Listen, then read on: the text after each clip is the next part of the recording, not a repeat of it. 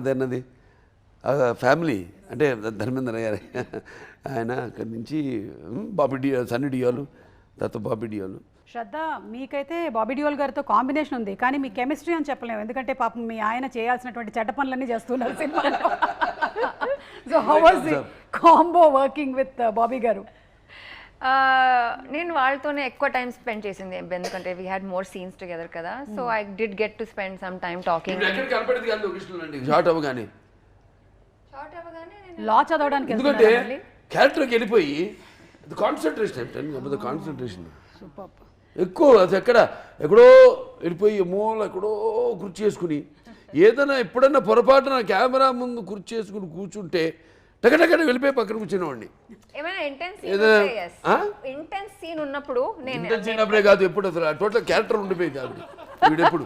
అంటే అది మంచి quality, that's a good quality, I appreciating that quality, that interest. And అసలు ఎప్పుడు కనపడేది కాదు, లేదండి, ఎక్కడికో వెళ్ళిపోయి ఆ కుర్చీ చేసుకుని అలా కూర్చుంది అంతే. Thank you sir.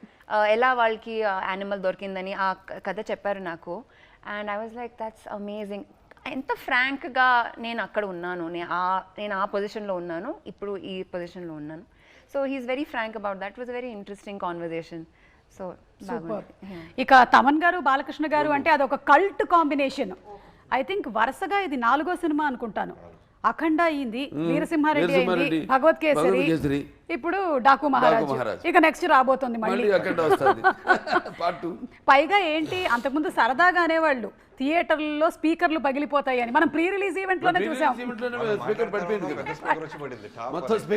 అవును అవును సార్. ఏంటి సార్ మీ కాంబో రహస్యం ఏంటి సార్? తమన్ గారు ఎస్పెషలీ మీ సినిమా అనేసరికల్లా ఆ బ్యాక్గ్రౌండ్ స్కోరు, ఈ సినిమాలోని బ్యాక్గ్రౌండ్ స్కోర్ వేరే లెవెల్, డిఫరెంట్. అసలు సినిమా సంబంధం ఉండదండి. నేను చూశారుగా అఖండ అంటే అది వేరు, టోటల్గా ఆధ్యాత్మికం,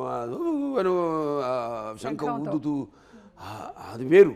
మరి వీరసింహారెడ్డి అనగానే కొంచెం టిపికల్ రాయలసీమ ఇన్స్ట్రుమెంట్స్ అన్నీ యాడ్ చేసి టిపికల్ ఫీలు అట్మాస్ఫియర్ క్రియేట్ చేశాడు ఆయన. మళ్ళీ మనకి ఇప్పుడు నెలకొండ భగవత్ కేసి అనగానే అసలు దానికి వేరే టోటల్గా మ్యూజిక్ స్కీమ్ డిజైన్ చేయడం మ్యూజిక్. మనం ఎప్పుడైతే ఆ సినిమాలోని సన్నివేశాలతో మమైకం అవుతామో అప్పుడే సినిమాలు బ్లాక్ బస్టర్ అవుతాయి, చరిత్రలు నిలిచిపోతాయి. కరెక్ట్.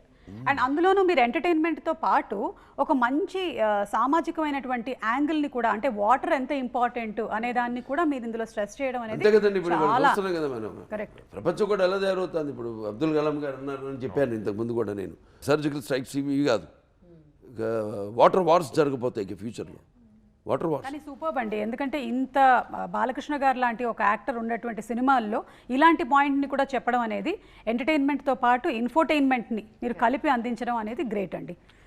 నాకు ఒక అదృష్టం ఏంటంటే సినిమాల ద్వారా నా డైలాగులు, బ్రహ్మాండమైన పదునైన డైలాగులు మన రచయితలు వాళ్ళ చేత రాయించడం వల్ల, దర్శకులు, అలాగే మన అన్స్టాపబుల్ ప్రోగ్రామ్ వల్ల అయితేనేమి ఒక 2-3 జనరేషన్స్ కనెక్ట్ అయిపోయాను నేను. కనెక్ట్ అయిపోయాయి కాబట్టి వాళ్ళకి ఎంటర్టైన్మెంట్తో పాటు ఏదో ఒక మెసేజ్. ఇప్పుడు మన ఎవరో వాళ్ళ పిల్లలు కూడా వస్తే కావాలని ఆ పాప అల్లు అర్జున్ పాప ఈ పజిల్స్ ఏదో అంటుంటే నేను అన్నీ వింటున్నా వాళ్ళతో పాటు కలిసిపోయాను. కలిసిపోయి టక్కని మేక తోకకు మేకకు తోక మేకతో అని వాళ్ళే షాక్ తిన్నారు.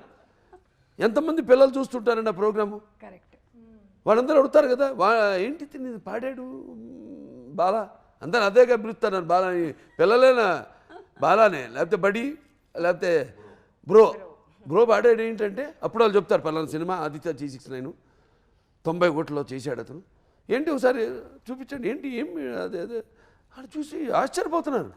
అప్పుడు ఇట్లాంటి సినిమా చేసామా మనం తీసామా మన తెలుగు వాళ్ళం అని. First socio fantasy fiction, science fiction, first socio science fiction. అది ఆశ్చర్యపోయారు వాళ్ళే పిల్లలు, ఇటువంటి సినిమాను మనం తీసామా అని. మన గొప్ప అని చెప్పుకోము, మన గొప్ప చాటాలి. రామారావు ఏం చేశారు, ఆయన సినిమాల ద్వారా భక్తిని కాపాడారన్నాను, ఆయన సినిమాల ద్వారా పౌరాణిక పాత్రలను కాపాడారన్నాను. ఇప్పుడు ఏం చేస్తుంది అది. సార్ మ్యూజిక్ తమన్ గారు మీది ఒక కాంబో, ఒక కల్ట్ కాంబో. ఆగండి, and you getting suffocated? No. Water. Not water. Save me. Is there any hospital? You want Thaman, sir? AC ఏమైనా తగ్గించారా? అప్పుడు ఎవరో విద్యుత్ శాఖ మీద కేసు వేసాడంట. రాత్రి విద్యుత్ కట్ చేసి ఫ్యాన్ గాలి రాకుండా చేసి ప్రాణవాయువులు ఆపేసి హత్యా ప్రయత్నం చేస్తున్నారు విద్యుత్ శాఖ అని. ఇప్పుడు మనం తమన్ వచ్చినట్టున్నాడమ్మా. ఆయన మీద మాత్రం కేసు కాదు కానీ తమన్ నిన్ను వచ్చినందుకు నేను అయ్యో దిల్గాష్మా నమ్మకం విద్యుత్ శాఖ మీద కేసు. తమన్ గారు ఈ మధ్య మీరు ఇంటి పేరు మార్చారని విన్నాము. అంటే అఖండ సినిమా అయింది, అలాగే వీరసింహారెడ్డి అయింది, అండ్ భగవత్ కేసరి అయింది, మళ్ళీ ఇప్పుడు ఈ సినిమా డాకు మహారాజు, దీని తర్వాత మళ్ళీ అఖండ. సో నేమ్ అదే మార్చేశారు. బాలయ్య గారు ఫ్యాన్స్ నేను చెప్పాను కదా, హార్డ్ కోర్ ట్రూ చాలా. నేను దబిడి సాంగ్ థియేటర్లో డ్యాన్స్ ఆడేవాళ్ళు చూస్తున్నా, అంతా వేరే అసలు. వాళ్ళంతా వాళ్ళు హిప్ ఆడించే చాలా రోజులు అయి ఉంటుంది. అలా ఆ వయసులో ఉన్నవాళ్ళు వాళ్ళందరూ విపరీతంగా అసలు డాన్స్ ఆడి, అసలు ఒకటి సెల్ ఫోన్ అంతా ఇక్కడ పెట్టుకుని, అంటే చాలా బిజినెస్ మ్యాన్ లా ఉన్నాడు, మంచి రియల్ ఎస్టేట్ బిజినెస్ మ్యాన్ లా ఉన్నాడు, ఫోన్ మాట్లాడుతూ డాన్స్ ఆడుతాడు. So the stream line of fans for Balayya గారు is very long, from 6 to 60. 60 వాడే 6 to 90 మేబీ.